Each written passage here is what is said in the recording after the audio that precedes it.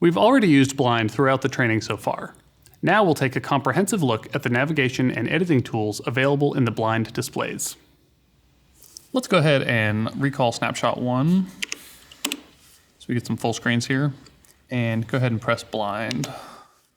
When we pop into blind, you'll notice that we changed the background of the screen to a dark gray color, and we put the word blind in the top left corner of each display, as well as before our cue on the command line. So in blind, we can still use our format and flexi buttons in the same way that we use in live. We do also have spreadsheet view in blind that we don't have in live with our format button, which we're sitting in now. I'll go ahead and press format to get to table view. So blind will always default to putting you in the queue that you were in on stage. So right here, we are in blind queue 36. I can also look at other targets in blind, such as color palette 2, enter. You'll notice anytime we are looking at a record target in blind that is not a queue, all of our data is going to be white. That's because our other record targets don't have any tracking implications. All of our color conventions only apply to queues. Let's go ahead and flexi to active channels. This is only going to show us channels that are stored in the current target.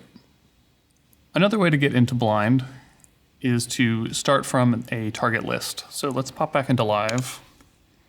I'm going to double hit color palette to get to our color palette list.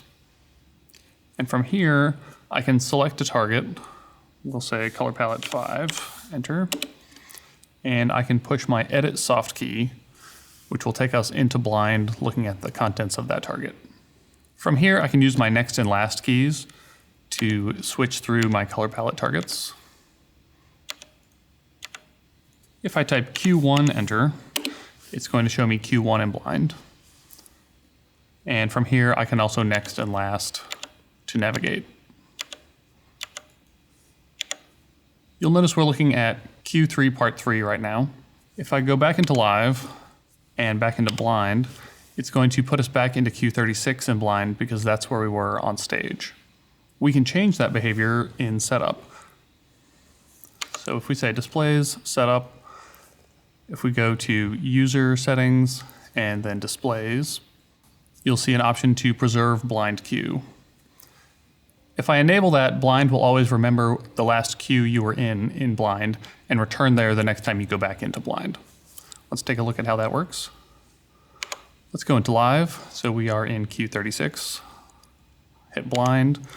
It is showing us Q36, but let's change that to Q7. So now we're looking at Q7 in blind. If I go to live, where we are still in 36 on stage, and come back to blind, now we are still in Q7 where we left it. For now, we're going to disable the preserve blind queue. So we're going to go back into setup and disable it. If this is something that you need on and off often, this is a great example of something that you may want to write a macro for. So back to blind.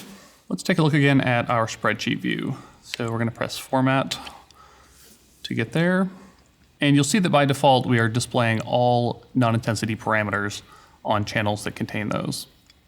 If we're doing a lot of editing that involves just intensities, we can hide those other parameters by holding Shift and pressing Format. That will show us only the intensity parameters of our channels. We also have the option to display only certain other parameters.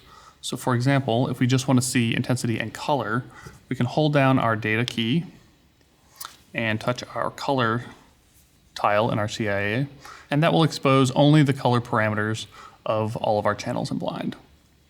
To hide those color parameters again, I can simply hold data, tap my color tile, and now I'm back to only seeing my intensities.